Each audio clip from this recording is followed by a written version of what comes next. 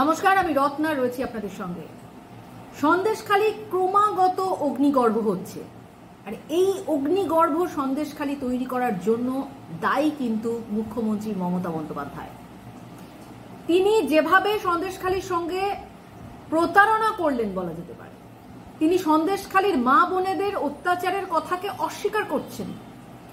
সেখানে যে সমস্ত পরিবার তারা অত্যাচারিত হয়েছে, যারা খুন হয়েছে, যাদের বডি এখনো পর্যন্ত খুঁজে পাওয়া যায়নি, 7 জনের মধ্যে 3 জনের বডি খুঁজে পাওয়া যায়নি, যে সমস্ত পরিবারের মানুষজন তাদের প্রিয়জনকে হারিয়েছেন, বাবাকে হারিয়েছে সন্তান, সেই সব ঘটনাকে তিনি অস্বীকার করছেন একজন পুলিশ মন্ত্রী মুখ্যমন্ত্রী হয়ে।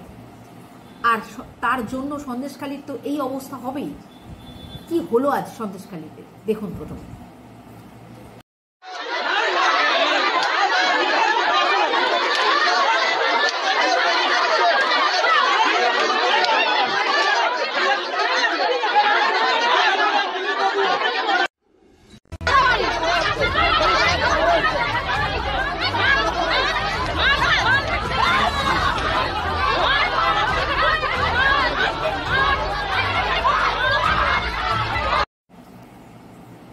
সন্দেশখালী নিয়ে সমস্ত ঘটনাকে মিথ্যে প্রমাণ করতে হবে, আর তার জন্য যত রকমের চেষ্টা, সে চেষ্টা করে মানুষকে ভুল বুঝিয়ে একটা দাঁড় করাতে হবে যে সন্দেশখালীতে কিছুই ঘটেনি, সবটাই বিজেপির চক্রান্ত। সন্দেশখালীর মা বোনেদের যেভাবে তিনি দরদাম করেছেন, তিনি এমনিতেই যারা ধর্ষিতা হন তাদের একটা রেট বেঁধে দিয়েছেন যে এরকম হলে, ধর্ষিতা হলে, মারা গেলে তারা এই টাকা পাবেন। এটা অনেক আগেই তিনি সরকারে এসেই তিনি রেটটা বেঁধে দিয়েছেন। এবার যে রেটটা বাঁধলেন যে সামান্য 2000 টাকার বিনিময়ে তারা এই যে বিক্ষোভ দেখিয়েছে, তারা যে অত্যাচারের কথা একেবারে তারা কোর্টে মামলা করেছে, সিবিআইকে জানিয়েছে, সেখানে অভিযোগ জানিয়েছে, সবটাই নাকি 2000 টাকার বিনিময়ে। সামান্য 2000 টাকার বিনিময়ে তারা তাদের মান, ইজ্জত, সম্ভ্রম সবকিছু ধুলোয় লুটিয়ে দিয়েছে, যেহেতু তারা গরিব। আর এই প্রতিবাদে এই যে কন্টিনিউ চলছে ফেক ভিডিও, একটা ভিডিও আমরা দেখেছিলাম প্রথম পর্বের ভিডিও, সেটা খুব সুন্দর করে পরিবেশন করা হয়েছিল, একটা সিনেমার মতন করে পরিবেশন করা হয়েছিল। দ্বিতীয় ফেজে একটা ভিডিও আসলো, সেখানে দেখা গেল যে সে অর্থে সেই ভিডিও ভাইরাল হয়নি, ভাইরাল করার চেষ্টা করেছিল, কিন্তু দেখা গেল প্রথম ভিডিও সে অর্থে পাবলিক খায়নি বলে দ্বিতীয় ভিডিওটা নিয়ে খুব একটা মাতামাতি হয়নি। তবে যেটা তিনি বলার চেষ্টা করছেন যে এই ভিডিওর মাধ্যমে তিনি সত্যতার বিচার করছেন, যে এই ভিডিওতে যে গঙ্গাধর কয়াল যিনি বক্তব্য রেখেছেন, যিনি বলেছেন লুকিয়ে লুকিয়ে তার ছবি তোলা হয়েছে, তিনি একেবারে সবকিছু সত্যি বলেছেন, এবং সেই অনুযায়ী সবাইকে মেনে নিতে হবে যে হাজার হাজার মানুষ যারা এই তাদের মামলা করেছে, যারা এফআইআর করেছে, তাদের সবকিছু মিথ্যে, এটাকে মানতে হবে। তাহলে বিষয় হচ্ছে, একটাই প্রশ্ন হচ্ছে, তাহলে তিনি কেন এই ভিডিওটা নিয়ে একেবারে কোর্টে যায়নি, সেখানে গিয়ে কেন দাবি করেনি যে এটা সিবিআই তদন্ত হোক, বিজেপি এই কাণ্ডগুলো করেছে, এটা সিবিআই তদন্তের মাধ্যমে জানা হোক, তাহলে সেটা কোর্টে নিয়ে যায়নি কেন? সেটা নিয়ে এই একটা ভোট প্রচারের একটা রসদ খুঁজে পাওয়া। প্রধানমন্ত্রী নরেন্দ্র মোদীকে তো তিনি আক্রমণ করেই চলেছেন, বিভিন্ন কুকথা বলে চলেছেন, সেটা মানুষ খাচ্ছে না। তখন ওই সন্দেশখালী নিয়ে একটা জল্পনা তৈরি করে একটা মানুষকে বিভ্রান্ত করা, এই যে দুর্নীতি হয়েছে, দুর্নীতিকে চাপা দেওয়া, দুর্নীতি সম্পর্কে আর বলবে না, সন্দেশখালীর কোনটা ঠিক কোনটা ভুল এই নিয়ে মানুষ আলোচনা করবে, এই একটা বাতাবরণ তৈরি করার আপ্রাণ চেষ্টা। আর এবার সন্দেশখালীতে যারা অত্যাচারিত হয়েছে তারাও কিন্তু একটা পাল্টা দিল। রেখা পাত্র তার নেতৃত্বে যে সন্দেশখালী যে বিজেপি প্রার্থী, অর্থাৎ বসিরহাট লোকসভা কেন্দ্রের বিজেপি প্রার্থী রেখা পাত্র, তার নেতৃত্বে, এবং ওই জেলাতে যে অর্চনা মজুমদার রয়েছেন বিজেপির কর্মী, তার নেতৃত্বে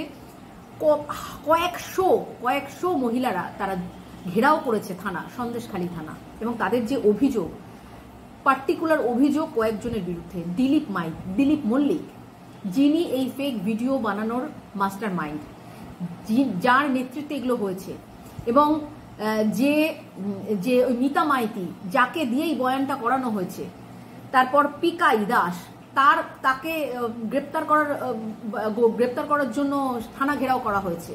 এবং এই সব করতে গিয়ে আজকে যে কেলেঙ্কারিটা হলো, সেখানে রীতিমতো পুলিশের সামনে মানুষ পুলিশকে আর মানছে না, পুলিশের সামনে তারা তৃণমূল কংগ্রেসের এই তাতান গায়েন বলে একজন রয়েছেন, তাকে দিলীপ মল্লিক তার বাড়ি ঘেরাও করা হয়েছে, তার বাড়িতে গিয়ে তাকে খুঁজে বার করার চেষ্টা করা হয়েছে। যেভাবে মানুষ ক্ষিপ্ত হয়ে এটা করেছে, মমতা ব্যানার্জি যে এভাবে আগুন নিয়ে খেলছেন, এর পরিণতি কিন্তু ভয়ঙ্কর হবে, এটা বোঝা যাচ্ছে। এবং স্থানীয় তৃণমূল বিধায়ক যিনি সুকুমার মাহাতো, তার সামনে এই ঘটনাগুলো ঘটছে।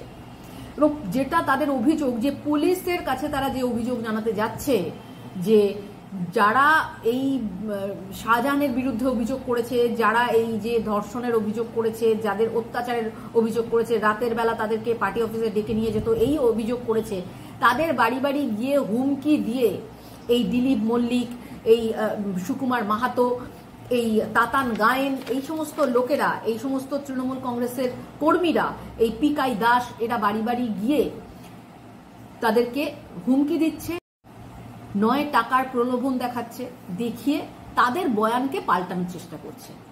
এটাই তারা তাদের এটাই অভিযোগ। এবং তার জন্য তারা থানাতে যাচ্ছে যখন, তখন কোনো রকমের কোনো কেস নিচ্ছে না, তাদের কথা শুনছে না। অথচ এই যারা এই তৃণমূল কংগ্রেসের লোক, তারা যখন থানায় গিয়ে অভিযোগ জানাচ্ছে, পুলিশ সেই অভিযোগগুলোকে নিচ্ছে। ফলে এখানেই কিন্তু সমস্যাটা, যেটা আগে ছিল, যেটা তাদের অভিযোগ ছিল যে সন্দেশখালীতে কখনোই শাহজাহানের বিরুদ্ধে কখনো অভিযোগ জানানো যায়নি, এই বিষয়টা কিন্তু একই দাঁড়িয়ে থাকছে। আজ পর্যন্ত সেই বিষয়টা একই থাকছে, অর্থাৎ সেই পুলিশের দ্বিচারিতা সেটা থেকেই যাচ্ছে। এবং যার ফলে মানুষ কিন্তু যে একটা প্রতিবাদ করার রাস্তা তারা খুঁজে পেয়েছে, বিশেষ করে মহিলারা, তারা ঝ্যাঁটা, জুতো, লাঠি নিয়ে বেরিয়ে, যেভাবে আমরা দেখেছি সন্দেশখালীতে শাহজাহানকে তাড়া করেছে, তার ভাইকে তাড়া করেছে। শাহজাহান তো ভয়েতে সব বাড়িঘর ছেড়ে পালিয়ে গেছে। সে তো 52 দিন পর অনেক কাণ্ড করে, অনেক নাটকের পরে তাকে গ্রেপ্তার করেনি, তিনি নিজে নিজেই হেঁটে হেঁটে পুলিশের কাছে এসছেন, কিন্তু গ্রামে ঢুকতে পারেননি। এবং এইভাবে যে তৃণমূল কংগ্রেসের তরফ থেকে যে এইগুলোকে সাজানো হচ্ছে, এই ঘটনাগুলোকে চাপ দিয়ে, যে মহিলারা যে অভিযোগগুলো জানিয়েছে সেগুলোকে চাপ দিয়ে তাকে উইথড্র করানোর যে একটা পরিকল্পনা চলছে, তার বিরুদ্ধেই কিন্তু আজ মানুষ খেপে গিয়ে মারধরের জায়গায় চলে গেছে। তাহলে বোঝাই যাচ্ছে যে নেতা মন্ত্রী তারা ভাষণ দিচ্ছেন, তারা স্টেজে উঠে ভাষণ দিচ্ছেন শুধুমাত্র ভোটের ফায়দা নেওয়ার জন্য, কিছু ভোট বাড়ানোর জন্য। কারণ বুঝতেই পেরেছেন তারা যে সন্দেশখালী কেন, সারা বসিরহাট জুড়ে পুরো মাটি শূন্য, তাদের পায়ের তলার মাটি চলে গেছে। তৃণমূল কংগ্রেস এখানে একেবারে গোহারান হারবে, বলা যেতে পারে 3rd পজিশনে চলে যাবে। মুসলিম ভোটও তাদের কাছ থেকে সরে গেছে, কারণ প্রত্যেকটা জায়গায় এভাবেই তারা মানে একেবারে কি বলবো, একেবারে অত্যাচার করে গেছে। তারা জমি জমা নিয়ে অত্যাচার করে গেছে, যখন তখন লোকের বাড়িঘর ভেঙে দিয়েছে, মানুষকে ঠিক এইভাবে নির্যাতন করে গেছে পুরো এলাকা জুড়ে। ফলে তার প্রভাব পড়তে চলেছে, এবং সেটা বুঝে একটা বিভ্রান্ত তৈরি করার চেষ্টা, যে ভোটের বাজারে একটা চমকপ্রদ কথা আনা, যে সন্দেশখালীতে মায়েরা 2000 টাকার বিনিময়ে এই কাণ্ডটা করেছে। মানে কত নিম্ন রুচির মানসিকতা হলে তবে মানুষ এই ধরনের কথা বলে। মহুয়া মৈত্রের ক্ষেত্রে তিনি বলতে পারলেন না, মহুয়া মৈত্র কিছুই করেনি, অথচ কোটি কোটি টাকার বিনিময়ে দেশের গোপন তথ্য তিনি পাচার করে দিচ্ছিলেন বিদেশের হাতে। মানে অদ্ভুত ব্যাপার। আর সেখানে কিন্তু মানুষ এবার পাল্টা দিচ্ছে, যে এই ফেক ভিডিও যারা বানাচ্ছে, ইচ্ছা করে এগুলো করছে, সেটা কিন্তু বলছে। আর এই যে যাকে দিয়ে ভিডিও বানানো হয়েছে, মানে যে এই গঙ্গাধর কয়াল, তিনি কিন্তু সৎ বলে সশরীরে কোর্টে গেছেন, সেখানে গিয়ে আবেদন করেছেন, এবং সেই আবেদন মঞ্জুর হয়েছে। আগামী দিনে সেই আবেদন নিয়ে যখন একটা রায় দেবেন, তখন কিন্তু তারা সেখানে সিবিআই তদন্তের দাবি করবে। এবং সেই জায়গাতে বোঝাই যাচ্ছে যে যদি না গঙ্গাধর কয়াল এই কাজটি করতেন, তাকে ফাঁসানো হয়েছে, তিনি বারবার বলছেন যে এআই প্রযুক্তি ব্যবহার করা হয়েছে, তার শব্দ বসানো হয়েছে, তার গলার স্বর ওটা নয়। ফলে এই অভিযোগগুলো কিন্তু সত্য প্রমাণ হবে, কারণ তিনি সততার সঙ্গে পুরো ভিডিওটা নিয়ে কোর্টে গেছে, এবং সেখানে সিবিআই তদন্তের মাধ্যমে সত্যতা প্রমাণের জন্য তিনি আবেদন জানিয়েছে।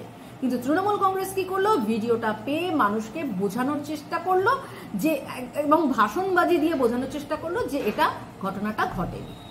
ফলে আজ যেভাবে আবার আক্রমণের শিকার হলো তৃণমূলের এই যে তাবর নেতারা এবং পুলিশের সামনে, সেটাই কিন্তু আগামী দিনে পুরো আরো বেশি ব্যাকফুটে কিন্তু তৃণমূল কংগ্রেসকে নিয়ে যাচ্ছে। এটা একদম স্পষ্ট বোঝা যাচ্ছে।